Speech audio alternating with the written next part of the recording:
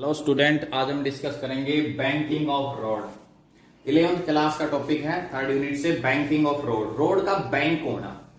कई बार क्या होगा, जो आपने देखा होगा, जैसे हम कोई भी एक स्टेट हाईवे के ऊपर मूव करने लग रहे हैं तो जहां पर भी टर्न आता है तो वो उस टर्न के ऊपर आपने देखा होगा कि जो रोड होता है वो ऐसे बैंक होता है। बैंक का मतलब होता है उसका एक पोजीशन ऐसे ऊपर उठी हुई, एक जो आउटर एज होता है ना, एक इनर एज होता है रोड का और एक आउटर एज होता है। तो जो आउटर एज होता है वो इनर एज के कंपैरिजन में ऐसे थोड़ा सा बैंक होता है, थोड़ा सा रेज होता है, ऊपर उठा हुआ होता है, उसी को हम बोलते हैं बैंकिंग ऑफ रोड। ठीक है, लेकिन उससे पहले हम एक बार डिस्कस करते हैं। जैसे ये हमारे पास कोई भी एक टर्न हो गया, ठीक है, रोड के अंदर। फिलहाल हम लेके चल रहे हैं एक बार एक प्लेन रोड, ये प्लेन रोड है और यहां पर आपकी कार जो भी है, गाड़ी है, वो आपकी लाई करने लग रही है।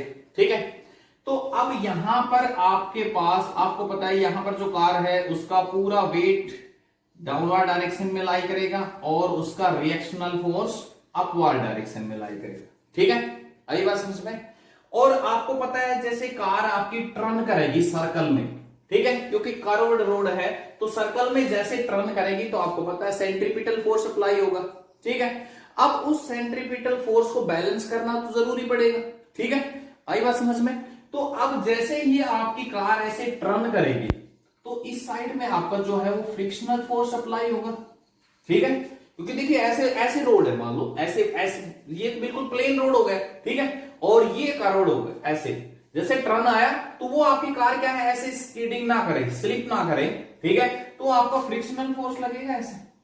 ठीक है, और इसके लिए हमारे पास, इसको बैलेंस करने के लिए हमें क्या लगाना पड़ेगा, इस साइड में सेंट्रीफ्यूगल फोर्स। ठीक है, क्या लगाना पड़ेगा, सेंट्रीफ्यूगल फोर्स।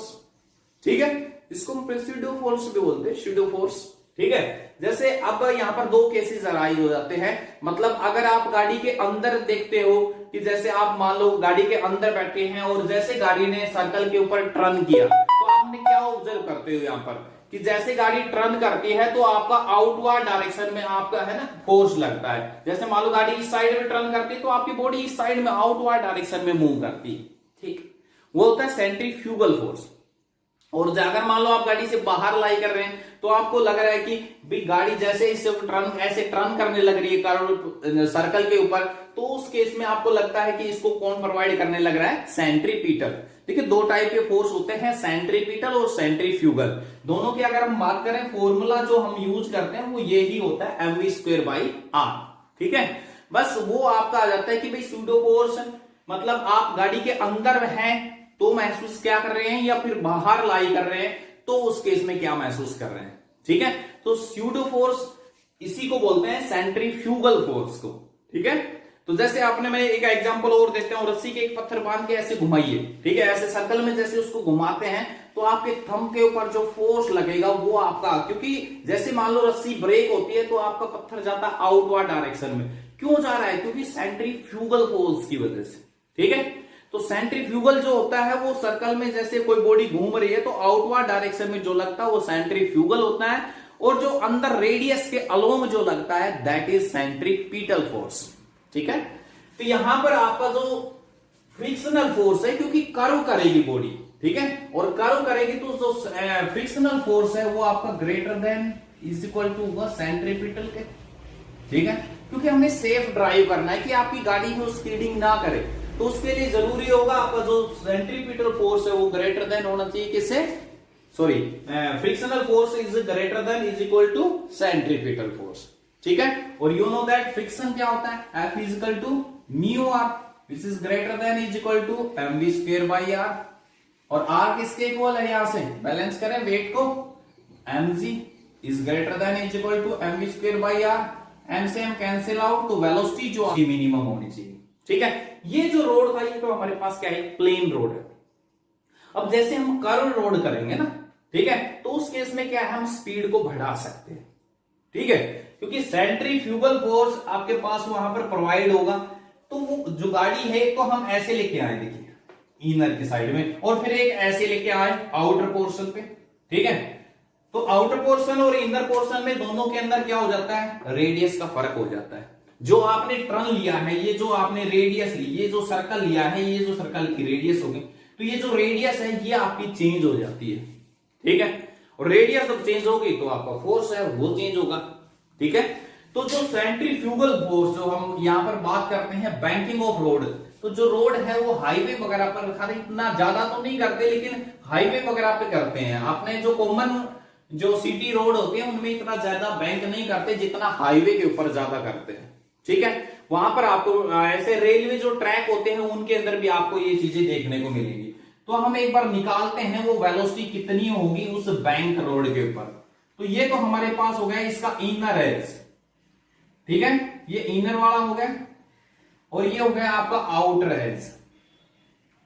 ये रोड है आपका कर्व रोड, ठीक है, और ये इनर आउटर के कंपैरिजन में ऐसे इतना बैंक होता है, ये बैंक है आपका। ठीक है, ये इनर एज हो गया और ये आउटर एज हो गया, इसके कंपैरिजन में है वो इतना आपका आउटर एज है वो इतना मतलब कि रेज होता है आउटर एज। ठीक है, समझ में आई बात। अब यहां पर आपकी गाड़ी लाई कर रही है तो कितनी वेलोसिटी होगी, वो वेलोसिटी अभी हम इसी के अंदर निकालेंगे। ठीक है, क्योंकि आपको अभी मैंने बताया है कि जैसे कारो रोड होता है तो गाड़ी स्पीडिंग ना करे। ठीक है, तो उसके लिए हमें प्रॉपर सेंट्रीफ्यूगल फोर्स की जरूरत होती है। ठीक है, फ्रिक्शनल फोर्स लगेगा।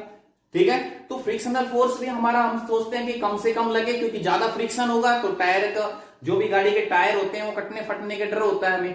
ठीक है, वो आपके टीयर होंगे, तो उसके लिए जरूरी है थोड़ा सा रोड को बैंक कर दिया जाए। अब रोड जब प्रॉपर बैंक हो जाता है तो प्रॉपर उसको सेंट्रीपिटल या सेंट्रीफ्यूगल फोर्स है वो मिल जाता है आपको। ठीक है, और आपकी गाड़ी जो है वो सेफ ड्राइव कर सकते हैं।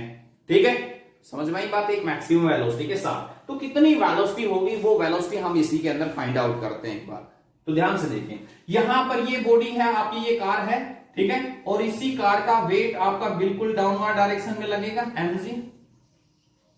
ठीक है, और इसी को बैलेंस करने के लिए बिल्कुल नॉर्मल रिएक्शन जो जस्ट इसके बिल्कुल परपेंडिकुलर होगी। ठीक है, इसी के अलावा देखें अब इसी साइड में आने लग रही, तो जो फ्रिक्शनल फोर्स है वो जो फ्रिक्शनल फोर्स की डायरेक्शन होगी वो फ्रिक्शनल फोर्स कहां होगा, इस साइड में। ठीक है, आई बात समझ में।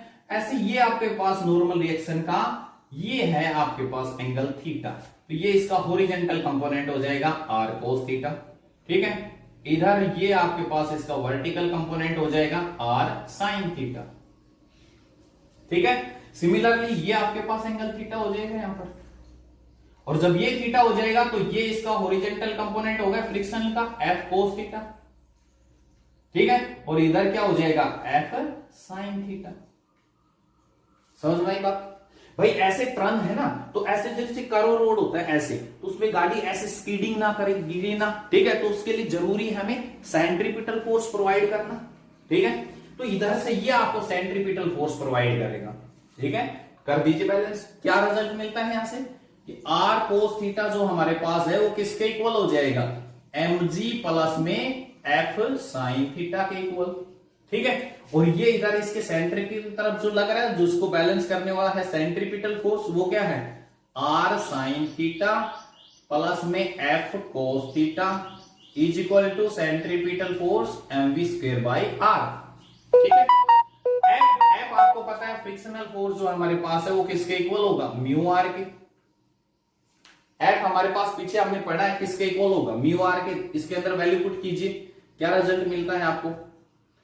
फ्रॉम इक्वेशन नंबर फर्स्ट से बात करते हैं। अब ये फर्स्ट डाल दिया, ये हमने सेकंड डाल दिया, तो फ्रॉम फर्स्ट से हमें क्या रिजल्ट मिलता है, r cos theta is equal to mg plus में f की जगह हो जाएगा म्यू r sin थीटा। इसको इधर लेके आ जाएंगे तो r cos theta is equal minus mu r sin theta is equal to mg, या r की वैल्यू निकाल लें तो क्या आएगा, cos theta minus mu sin theta is equal to mg। तो यहां से r की वैल्यू हमारे पास क्या मिली, mg अपॉन में cos theta minus mu sin theta. ठीक है, अगली बात समझ में क्लियर है। ये वैल्यू हम इक्वेशन नंबर 2 के अंदर पुट करते हैं। तो अब एक बार हम इसको नाम दे देते नेक्स्ट इक्वेशन थर्ड। ठीक है, so from second what we get, r sin theta plus में f की जगह फिर वैल्यू पुट करता हूं mu r cos theta is equal to mv square by r। ठीक है, यहां से भी आप r कॉमन निकालेंगे तो क्या मिल जाएगा आपको, आर साइन थीटा प्लस में mu cos theta is equal to M V square by R. ठीक है, तो यहां से आर की वैल्यू फ्रॉम इक्वेशन नंबर 3 से इसके अंदर पुट कर दीजिए। तो आर की वैल्यू इसके अंदर पुट करेंगे तो हमें क्या रिजल्ट मिलेगा, फ्रॉम थर्ड एंड फोर्थ से क्या रिजल्ट मिलता है, आर की वैल्यू इसके अंदर पुट कीजिए भाई फोर्थ में। ठीक है, तो आर की वैल्यू क्या है, एम जी अपॉन में cos theta minus mu sine theta. ठीक है, आर की वैल्यू हो गई। अब ये ऊपर वाली पुट कर दीजिए, तो साइन थीटा प्लस में mu cos theta is equal to किसके इक्वल हो जाएगा, M V square by R. M से एम दोनों साइड में कैंसिल आउट कर दें। ठीक है, समझ में आई बात, क्लियर है। यहां से इसी के अंदर कोस थीटा कॉमन निकाल लेते हैं, इसके अंदर से कोस थीटा कॉमन निकालेंगे तो अंदर क्या बचेगा, टेन थीटा प्लस में म्यू ओवर, ऐसे यहां से कोस थीटा कॉमन निकालते हैं, क्या आ जाएगा, 1 minus mu tan theta sine upon कोस हो जाएगा ना, ये कॉमन निकालेंगे। ठीक है, कोस से कोस कैंसिल आउट, इधर क्या आ गया आपके पास वी स्क्वायर, इस आर को भी इधर मल्टीप्लाई कर दिया मैंने। ठीक है, तो velocity v is equal to कितना आ गया हमारे पास, अंडर रूट में R G ten theta plus में mu over 1 minus mu tan theta. ठीक है, ये आपके पास वेलोसिटी होगी, जिस जो एक मतलब एक सेफ ड्राइविंग के लिए जो वेलोसिटी होगी, दैट इज द वेलोसिटी।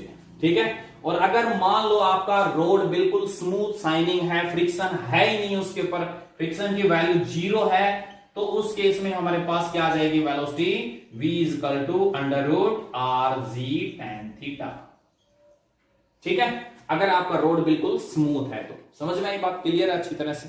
तो जो जैसे टर्न होता है रोड के ऊपर, तो उसको ऐसे कर्व करेंगे, तो वो अगर उसका इनर एज आउटर के कंपैरिजन में जो आउटर एज है वो थोड़ा सा ऊपर उठा दिया जाए या इनर एज को थोड़ा सा दबा दिया जाए, तो आपकी गाड़ी को प्रॉपर सेंट्रीपिटल फोर्स मिल जाता है। ठीक है, और उसकी वजह से आपका जो फ्रिक्शन है वो कम लग पाता है, मतलब आपके टायर, जो गाड़ी के टायर हैं वो थोड़े सेफ हो जाते हैं, और जब प्रॉपर सेंट्रीपिटल फोर्स मिल जाता है तो गाड़ी से आराम से आप सेफ ड्राइविंग कर सकते हैं कार रोड के ऊपर। ठीक है, अदरवाइज आपके पास ओवर स्पीडिंग या ओवर टर्निंग हो सकती है। ठीक है, तो एक सेफ ड्राइविंग के लिए जो वेलोसिटी होनी चाहिए वो ये वेलोसिटी होगी। ठीक है, आज के लिए इतना ही, थैंक्स।